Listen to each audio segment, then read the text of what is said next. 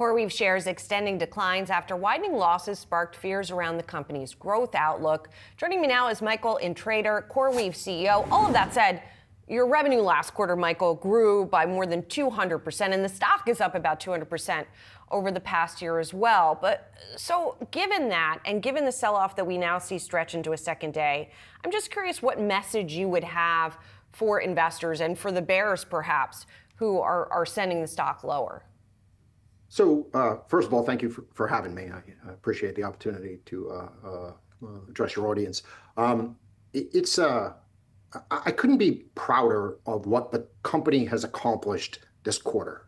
We have, we beat expectations by a significant amount, over 12% this quarter. We raised our guidance for 2025 by 5%. Remember, we're already more than halfway through the year, and we're still raising a full 5% for 2025. The company is hitting on all cylinders, and it has been an incredible exercise in execution at our company to continue to build and deliver the infrastructure that the world requires in order to drive artificial intelligence. And it's always strange for a CEO to get on and kind of talk so positively about what's going on at the company when the stock has clearly gone through such a significant pullback. And in my mind, the pullback is entirely caused by the lockup release that occurs at 4 p.m. today and will be done.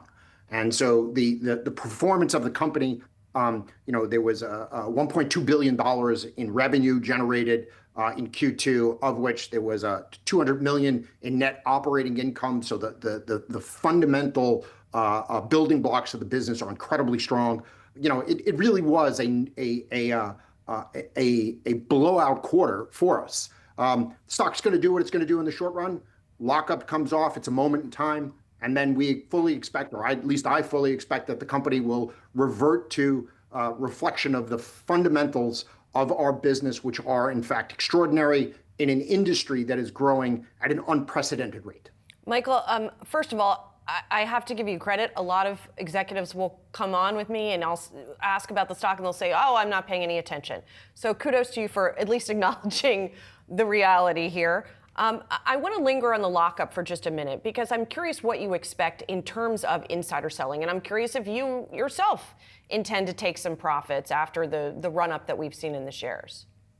Sure. So look, when a lockup comes off, it's an opportunity for people who have invested and supported this company from when it was in the when it was in the single digits of millions of dollars. And they have been supporting us and helping us build this company and giving us access to their capital. So certainly some of these early investors, many of them are individuals, not even funds, are going to take some off the table. It's appropriate. It's the right thing to do. And so we fully expect that to happen. However, having said that, we think it is a relatively small number of sellers that we're going to come through and sell blocks of stock. We think that it is going to be a non-event.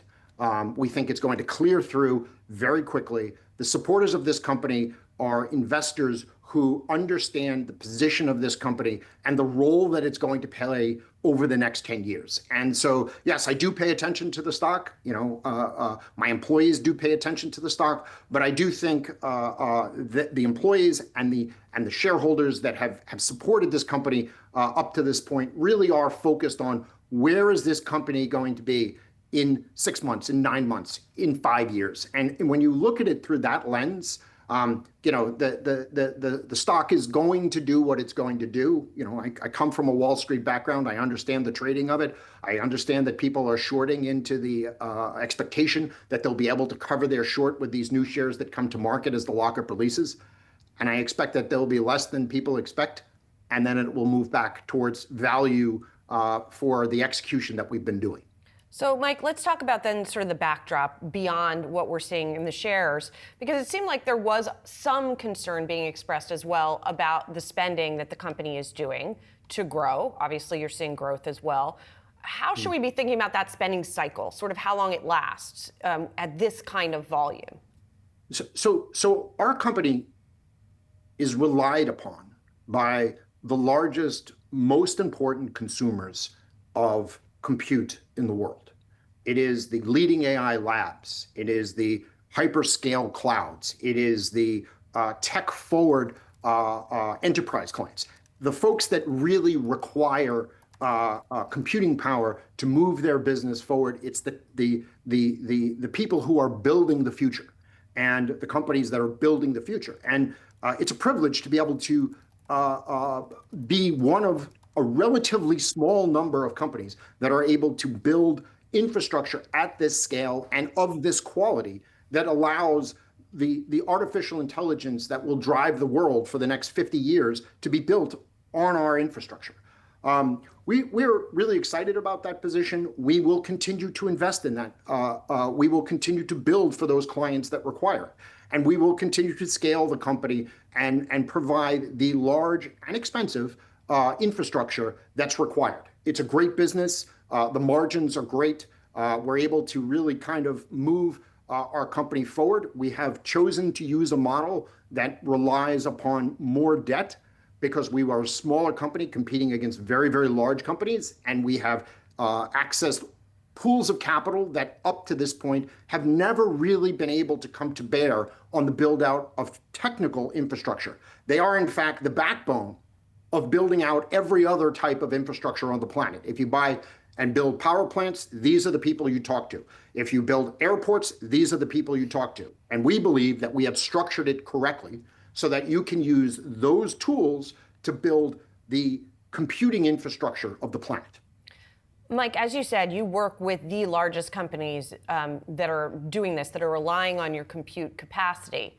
Some of your critics have also said perhaps you're over-indexed to a few large clients. What happens if those large clients say, well, we're going to bring all of our compute in-house, for example?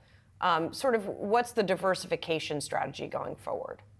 So in the earnings call, I tried to really speak to this in a couple of different ways, right? First of all, it is the nature of this business that there are going to be large players that require large blocks of compute. There aren't going to be 300 foundation models. OpenAI and a few other important labs are going to build the foundation models that the world uses. And so it's a incredible privilege for us to be able to serve compute to the foundation model builders and the large clouds that are going to consume this compute at gargantuan scale.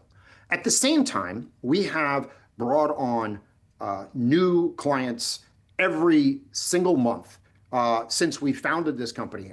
Recently, we acquired a company called Weights and Bias, which extends our software offering. And that brought in an entire new tranche of clients like British Telecom. We have clients within the visual effects space like Moon Valley. We have clients in the healthcare space like Hippocratic AI. Like there are so many new clients that are joining and diversifying our revenue. There are so many new clients that are becoming dependent upon the infrastructure and the quality of the infrastructure that we provide. You know, we're going to have large clients. We're excited about those large clients. It makes it so that the contracts can be underwritten by the large lending institutions. It's really exciting to see that happen, but it's also exciting to see new clients come on and use our infrastructure as successfully as they have. And Mike, finally, I want to ask you about CORZ Scientific. That's the big deal you guys are doing to get more ownership of the compute, the data center capacity. I'm just curious about how you think the chances are that it's going to get regulatory approval, if you see any risk to that. Yeah, I don't see really any risk to the regulatory approval component of it. There are a lot of data center providers within the US. CORZ Scientific represents a data center provider. We have relationships with many, many of them. I think the regulatory component of this transaction is relatively straightforward. And I believe that we'll probably get a significant amount of support as we go through that.